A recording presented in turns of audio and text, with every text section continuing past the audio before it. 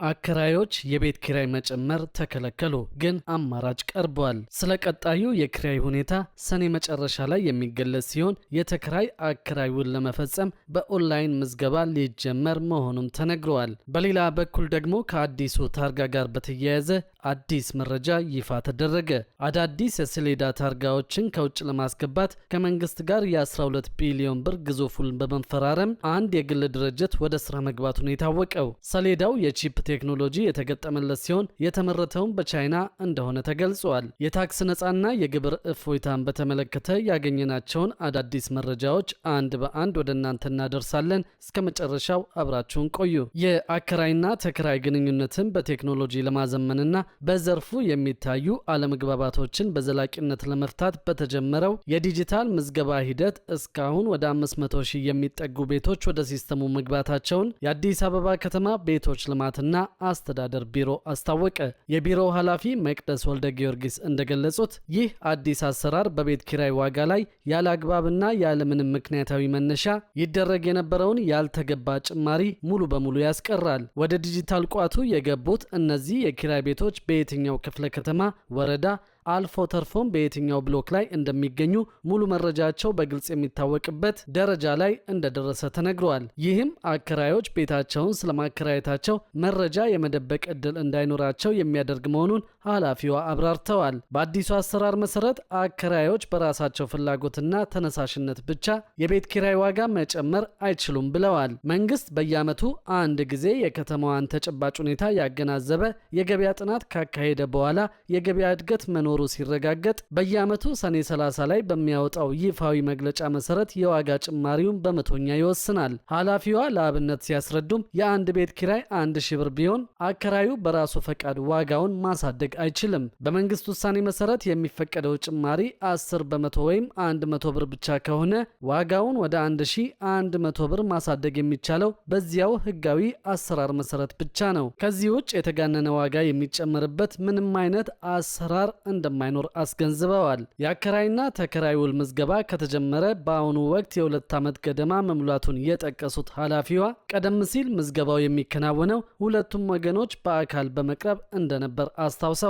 አሁን ላይ ግን ቤቶቹ ሙሉ በሙሉ ወደ ዲጂታል ቋት የገቡ በመሆናቸው እንግልትን ለማስቀረት የውል ማደስ ስራውን በኦንላይን ለማከናወን የሚያስችል ሰፊ ዝግጅት እየተደረገ ይገኛል። በዚህም መሰረት አከራይና ተከራይ ዋጋ ሳይጨመርበት ባለው የውል ስምምነት መቀጠል ከፈለጉ ውላቸውን በኦንላይን በቀላሉ ማደስ ይችላሉ ተብሏል። የውል ጊዜው በማብቃቱ ምክንያት ብቻ አከራዮች ተከራዩን አስወጥተው ሌላ ሰው ለማስገባት ቢሞክሩ እንኳን ዋጋ ጨምረው ማከራየት የማይችሉ በመሆናቸው ተከራዮች የተጋነነ የዋጋ ጭማሪ ይደረግብኛል በሚል ስጋት ውስጥ ሊገቡ እንደማይገባ ኃላፊዋ ተናግረዋል። በአሁኑ ወቅት የገበያ ጥናት ስራው በንቃት እየተከናወነ እንደሚገኝና የመጨረሻ ውጤት እንደደረሰም ይፋዊ መመሪያዎች በተከታታይ ተግባራዊ መደረጋቸውን መቀጠል እንደሚጀምሩ ገልጸዋል። ተከራዮች መብታቸውን በደንብ ሊያውቁና ሊጠቀሙበት እንደሚገባ ያሳሰቡት ወይዘሮ መቅደስ ወልደ ጊዮርጊስ ተከራዮች መብታቸውን በደንብ ሊያውቁና ሊጠቀሙበት እንደሚገባ አሳስበው አከራዮች ዋጋ ጨምሩ ስላለዋቸው ብቻ ያለምንም ሕጋዊ መነሻ ክፍያ መጨመር እንደሌለባቸው ተናግረዋል። አብዛኛዎቹ ውሎች ጊዜያቸው የሚያበቃው ከሰኔ 30 በኋላ በመሆኑ በውሉ ውስጥ እያሉ ዋጋ መጨመር ፈጽሞ እንደማይፈቀድም አጽንኦት ሰጠውታል። በአጠቃላይ በየ2 ዓመቱ የኪራይ ውልም በተገቢው መንገድ ማደስ ግዴታ ሲሆን አከራዮችም መብትና ግዴታቸውን ለይተው በማወቅ ህጋዊ አሰራሩን እንዲያከብሩ ጥሪ አቅርበዋል። በሌላ በኩል ደግሞ ከአዲሱ ታርጋ ጋር በተያያዘ አዲስ መረጃ ይፋ ተደርጓል። አዳዲስ የሰሌዳ ታርጋዎችን ከውጭ ለማስገባት ከመንግስት ጋር የ12.1 ቢሊዮን ብር ግዙፍ ውል በመፈራረም አንድ የግል ድርጅት ወደ ስራ መግባቱ ታውቋል። ሰሌዳው የቺፕ ቴክኖሎጂ የተገጠመለት ሲሆን የተመረተውን በቻይና ሀገር እንደሆነ ነው የተገለጸው። የትራንስፖርትና ሎጂስቲክስ ሚኒስቴር ባወጣው አዲስ መመሪያ መሰረት በአገር አቀፍ ደረጃ ወጥ የሆነ አዲስ የተሽከርካሪ ታርጋ ስርጭት በይፋ ተጀምሯል። ይህንንም የአዲስ አበባ ከተማ አስተዳደር አሽከርካሪና ተሽከርካሪ ፈቃድና ቁጥጥር ባለስልጣን ተግባራዊ ማድረግ እንደጀመረ ይታወቃል። ምርቱን በሀገር ውስጥ ለማምረት ቢታሰብ ወጪው 600 ብር አካባቢ የሚጠጋ ሲሆን በጨረታው ላይ የተሳተፉ አንዳንድ አካላት እስከ 800 ብር ድረስ ዝቅተኛ በከፍተኛ ዋጋ ቢያቀርቡም ሳይደመጡ ውድቅ መደረጋቸውን የተነገረው የጉምሩክ ባለስልጣናት ጭምር እነዚህ ቀላል የሰሌዳ ታርጋዎች ከውጭ ሀገር ተመርተው ሲገቡ ማየታቸው ትልቅ ግርምት እንደፈጠረባቸው ተገልጿል። ሆኖም በከፍተኛ ዋጋ ታርጋውን ለማቅረብ ለተጫረተ ተቋም መሰጠቱን የታወቀው የትራንስፖርትና ሎጂስቲክስ ሚኒስቴር በበኩሉ ቻይና የተመረተው አዲሱ ሰሌዳ የቺፕ ቴክኖሎጂ እንደተገጠመለት ገልጿል።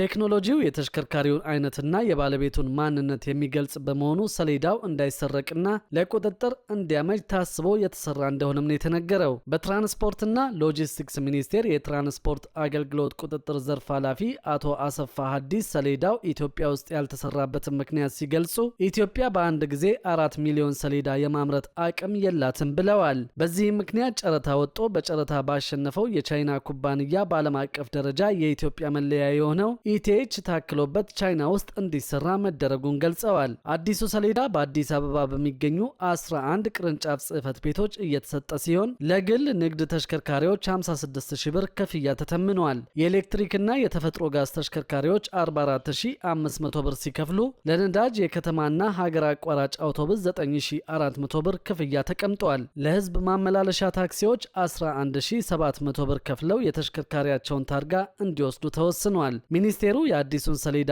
አጠቃቀም የሚመራ ማኑዋል ማዘጋጀቱንም ገልጿል። ማኑዋሉ ሰሌዳው የሚመረትበትን የሚሰራጭበትንና አወጋገዱን ያካተተ ሲሆን የሙከራ ትግበራው በአዲስ አበባ ከተማ የተጀመረ ሲሆን በቀጣይም በሌሎች ዋና ዋና ከተሞች ተግባራዊ እንደሚደረግ ይፋ ተደርጓል። በሌላ በኩል ደግሞ በመጪው ዓመት የመንግስት ገቢን ለማሳደግ ያግዝ ዘንድ ከታክስ ነጻና የግብር እፎይታ አሰራሮች ሊቀሩ መሆኑ ተሰምቷል። በዚህም ከዚህ ቀደም ከጉምሩክ ቀረጥ ነጻ ተደርገው ወደ ሀገር ይገቡ የነበሩ እቃዎች ከመጪው በጀት ዓመት ጀምሮ ቅናሽ የጉምሩክ ቀረጥ ምጣኔ እንዲከፍሉ ይደረጋል ተብሏል። በዚህም 22.5 ቢሊዮን ብር ለመሰብሰብ መታቀዱን የገንዘብ ሚኒስቴር ለፓርላማው ያቀረበው ረቂቅ በጀት ያሳያል። በተጨማሪም የገቢ ግብር እፎይታ አሰራርን ቀሪ በማድረግ የግብር እፎይታ ይሰጣቸው የነበሩ በቅናሽ ምጣኔ ግብር በማስከፈል ሌላ 22.5 ቢሊዮን ብር እንደሚሰበሰብ በረቂቁ ላይ ሰፍረዋል። ከዚህ ቀደም የሴቶችን ስራ ለማቃለል በሚል የልብስና የዕቃ ማጠቢያ ማሽኖች ከቀረጥ ነጻ እንዲገቡ ከተፈቀዱት መካከል ነበር። በተጨማሪም የጤናና የግብር ዘርፍ የተለያዩ መሳሪያዎች ከቀረጥ ነጻ ይገቡ እንደነበርም ይታወሳል። ለአካል ጉዳተኞች የሚያግዙ የተለያዩ ዕቃዎችም ከጉምሩክ ቀረጥ ነጻ እንደነበሩ የሚታወቅ ነው። በሌላ በኩል መንግስት ገቢውን ለማሳደግ የኤክሳይዝ ታክስን ለማስተዳደር ዘመናዊ የቴምብር ስርዓትን በመዘርጋት ከዚህ ቀደም ባልነበረ አዲስ አሰራር ኢኮኖሚው ተጨማሪ 33.8 ቢሊዮን ብር እንዲያገኝ እቅድ መያዙ ታውቋል። በዚህም የግብር እፎይታንና ከጉምሩክ ቀረጥ ነጻ አሰራርን በማስቀረትና የኤክሳይዝ ታክስን ለማስተዳደር አዲስ ዘመናዊ የቴምብር አሰራርን ተግባራዊ በማድረግ በድምሩ 78.9 ቢሊዮን ብር በመሰብሰብ የመንግስትን ገቢ ከፍ ለማድረግ መታቀዱም ነው የተገለጸው።